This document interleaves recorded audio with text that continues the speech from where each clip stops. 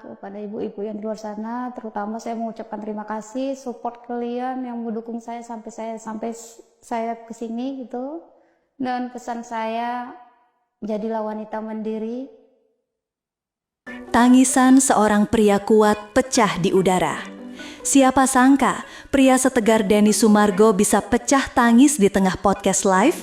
Tapi itulah yang terjadi ketika seorang wanita bernama Melda Savitri membuka luka lama yang selama ini hanya ia pendam dalam diam. Sebuah cerita yang awalnya hanya percikan isu rumah tangga di Aceh Singkil, kini meledak menjadi bara nasional. Melda bukan artis, bukan politikus, hanya seorang ibu 2 anak yang menanggung luka sedalam samudra. Ia datang dari pelosok negeri, membawa cerita nyata yang mengguncang rasa kemanusiaan.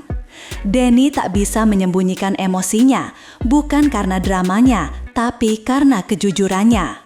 Kata-kata Melda bukan karangan, bukan naskah sandiwara. Itu suara tulus dari seorang istri yang ditinggalkan setelah berjuang dari nol. Dan publik pun ikut terhanyut dalam gelombang emosinya. Tapi apa sebenarnya yang membuat cerita ini begitu menyayat hati? Bersiaplah, karena babak selanjutnya jauh lebih mengejutkan. Dari penjajah sayur ke tukang gosok demi baju korpri. Melda bukan hanya seorang istri, ia adalah tulang punggung diam yang menopang impian suaminya. Ketika sang suami, JS, masih jadi honorer Satpol PP dengan penghasilan tak menentu, Melda berjualan sayur, menjajakan gorengan 1000-an, bahkan menjadi buruh cuci dari rumah ke rumah. Semua itu ia lakukan bukan untuk foya-foya, tapi untuk satu hal, mendukung sang suami agar bisa lolos PPPK. Dan ketika hari pelantikan mendekat, sang suami berkata, "Dek, aku butuh baju korpri yang bagus." Melda tak pikir 2 kali. Uang hasil jualan dan cucian ia sisihkan demi memberi baju simbol pengabdian negara itu. Tidak ada drama Korea sepedih ini karena ini nyata. Yang lebih menyakitkan, baju itulah yang justru menjadi awal dari sebuah pengkhianatan. Tapi kisahnya belum berhenti sampai situ, karena babak berikutnya lebih pilu dari sinetron manapun. Kerhatan meledak, suara Melda menggetarkan negeri. Apa yang awalnya hanya curhatan seorang wanita di sudut Aceh, tiba-tiba menjadi trending topik nasional. Video Melda yang dibagikan tetangganya menyebar bak api di musim kemarau. Publik menangis, marah, dan bertanya, bagaimana mungkin ini terjadi? Tak butuh waktu lama, Denny Sumargo mengundang Melda ke Jakarta.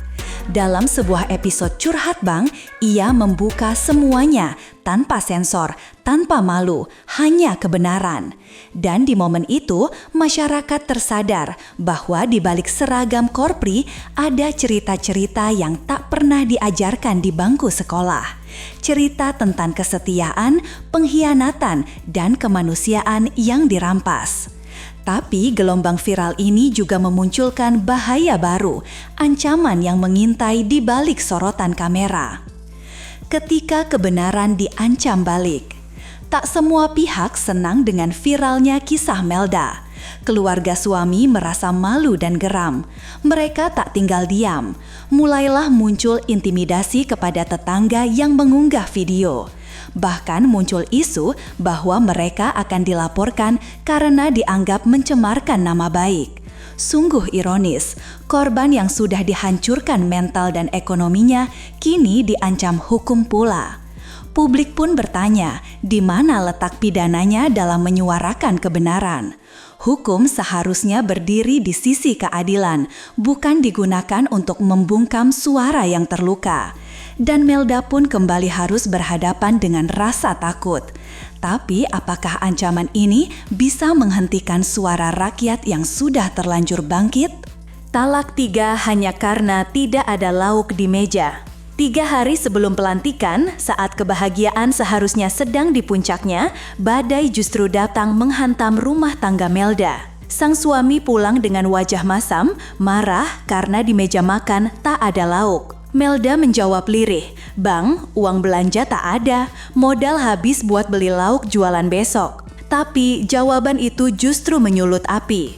teriakan, makian, dan akhirnya talak. Bukan 1, tapi 3. Seolah semua perjuangan Melda sebelumnya hanyalah angka kosong di mata pria yang pernah ia cintai. Dan saat itulah Melda diusir dari rumah yang mereka bangun bersama. Cinta yang dibangun dari peluh dan keringat hancur hanya karena 1 meja makan kosong. Ironis betapa nasib bisa berubah dalam hitungan menit. Tapi drama ini belum berakhir, sebaliknya baru saja dimulai. Naik L300 keluar dari rumah sendiri. Hari itu, Melda harus mengemasi seluruh hidupnya dalam beberapa kantong plastik. Bersama 2 anak perempuannya yang masih kecil, ia pergi meninggalkan rumah yang pernah menjadi tempat tertawanya. Mobil L300 menjadi saksi bisu saat Melda pamit dalam isak. Tetangga menangis menyaksikan kejadian itu. Seorang wanita yang selama ini dikenal pekerja keras, kini keluar dari rumahnya sendiri, bukan karena salah, tapi karena setia. Dan yang paling menyakitkan, ia tahu suaminya sebentar lagi dilantik jadi pegawai negara. Rumah yang dulu tempat mimpi dibangun, kini menjadi tempat luka dilahirkan. Tapi luka itu tak membuat Melda diam, sebaliknya ia bersuara. Dan suara itu menggema hingga ke studio podcast paling ditonton di Indonesia. Ubi rebus dan nasi garam. Mewah versi Melda. Jika kalian pikir pengorbanan Melda sudah habis, tunggu sampai kalian dengar pengakuan ini. Anak-anak saya cuma makan ubi rebus pakai garam, kata Melda dengan suara bergetar. Kadang nasi tanpa lauk hanya ditabur garam seadanya. Itulah kemewahan yang ia sajikan, karena uangnya habis untuk beli seragam korpri sang suami. Ia sendiri sering menahan lapar demi anak-anaknya. Semua demi satu harapan, kehidupan lebih baik setelah suaminya diangkat jadi PPPK. Tapi alih-alih diberi penghargaan, ia justru diberi talak dan diusir. Ini bukan cerita sinetron, ini kenyataan yang lebih pahit dari fiksi manapun. Dan sayangnya, bukan Melda orang yang mengalami ini. Korpri dapat prioritas, gizi anak nomor 2. Mungkin tak banyak yang tahu bahwa Melda menyisihkan tiap lembar uang hasil jualannya demi satu tujuan, membeli baju korpri yang layak. Suaminya ingin tampil gagah di hari pelantikan. Melda menganggap baju itu sebagai simbol perubahan hidup. Ia rela tidak beli daging, tidak beli susu anak, hanya agar sang suami terlihat terhormat. Tapi baju yang harusnya jadi lambang keberhasilan justru menjadi tanda pengkhianatan. Ketika empati kalah oleh ego dan pengabdian dibalas pengusiran. Inilah titik di mana masyarakat tersentak. Apa arti baju seragam jika rumah tangga sendiri jadi korban? Tapi kabar baiknya, Melda tidak lagi sendirian. Muncul dukungan hukum, publik angkat suara. Setelah kisah ini menjadi konsumsi nasional, berbagai pihak mulai turun tangan. Pengacara dan aktivis hak perempuan menyatakan siap membela Melda. Banyak netizen juga bersuara, mengecam tindakan suami dan keluarganya yang dianggap tak berperi kemanusiaan.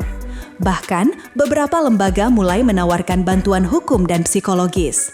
Melda kini bukan lagi hanya korban, tapi simbol dari ribuan istri yang mengalami nasib serupa tapi takut bicara.